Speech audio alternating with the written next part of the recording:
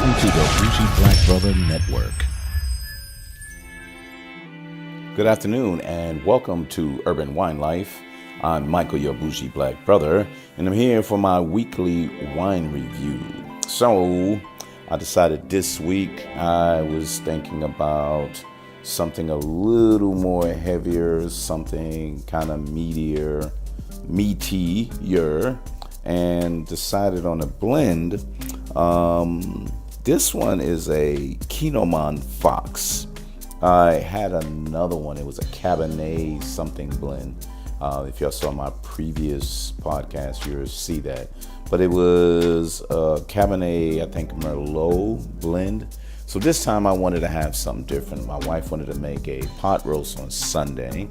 And right before that, I had some leftover shepherd pie. So I was like, that's kind of different. Let me try something with a fruitier Zinfandel. But when I went to the shelf, I was like, hey, wait a minute. There's a Petite Sirah / Zinfandel. So I don't drink a lot of Petite Sirah because I don't get them that really stands out unless I do a good tasting. But some quick history on a Petite Sirah.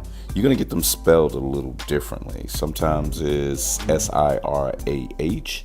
Sometimes I think it's Syrah. But they do them differently. But they are majority grown in Australia, California, and France, and Israel, which is really kind of interesting. You know what I mean? But it's the Durif grape. Get that? Durif, Durif grape. So it's kind of like, what the hell is that? But they went with that, and it originally was from France, like most wines that you kind of, if you follow behind, a lot of them are grown in France, and then, things happen and it expands out and go other places. But yeah, it went from there, and it's really kind of, I don't get a lot of it. It's really kind of like a smoky, slightly fruitier taste. It's similar to like a Pinot Noir, but I can't really get that flavor comparison because I don't drink enough Petite Sirah. Drink a lot of Zinfandel, but not a lot of Petite Sirah. So what made this interesting, and I'll let you know. So this one was, if you look at it, it's 65% Zinfandel, 35% Petite Sirah. So it's majority Zinfandel, so I really like that. See that Kinamon Fox 2016. Look at that little fox up in there. It's kind of weird. Almost sexy, right? But there you go. And it's California. So I tried that. And when it came right outside the bottle, it was really bitter. It was really very acidic. The flavor really didn't jump out a lot. It was smoky. It was woodsy, but the flavor was like really, really low. You didn't get a lot of the flavor out of it. So it was interesting there. But once I opened it up, which made it really, really good, and let it sit and let it open up, and then I tasted the next day, the tannins actually got a lot smoother. The acidity went down a bit, and then you start getting those cherry flavors. The black cherry, though, it's a little more black cherry. It was still smoky, but black cherry, and it was in it, so it made it a little more.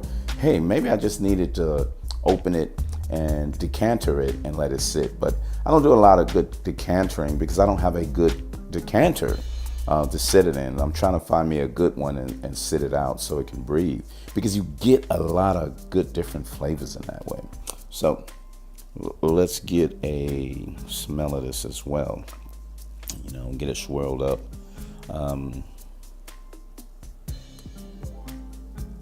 So not as woodsy and smoky as before. This is 3-day old now. So this is a 3-day old. It's been out.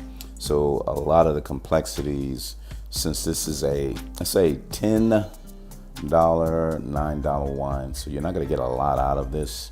It's not going to be lasting. As soon as you open it, you got to get rid of it. So this is like my last day of getting rid of it. But you are getting some of the black cherry aromas out of this, but you're not getting a lot out of it. So let's get a taste.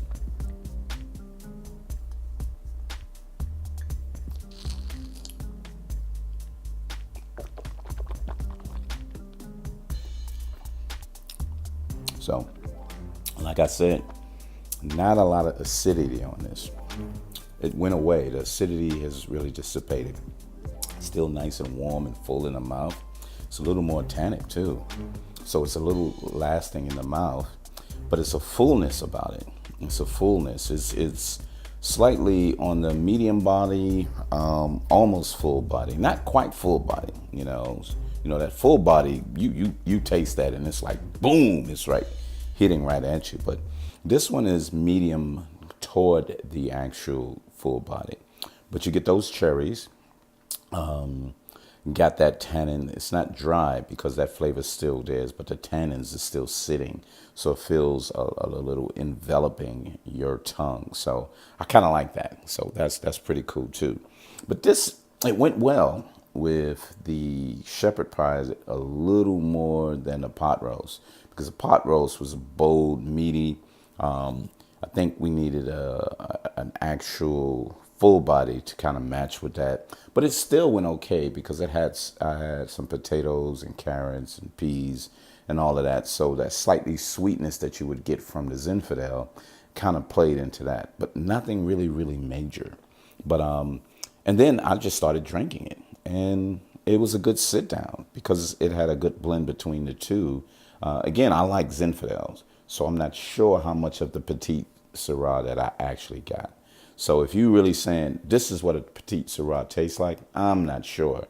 I think you get a lot more of the flavors of the Zinfandel and that. And if you want it smoky and really oaky and really heavy acidic, drink it straight out the bottle. If you get rid of it that one day, you'll probably have a totally different taste than you would if you let it sit.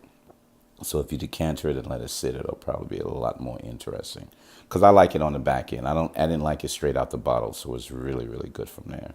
But cherry notes, black cherry notes, little oaky, heavy acidic. Now the acidity is a little lower, and the tannins are building up. So I love the change in the wine from that. But that's what we have. This is a Kinamon Fox, 65% Zinfandel, 35% Petite Sirah. And if you didn't know, the original or the synonymous name is the Durif, D-U-R-I-F.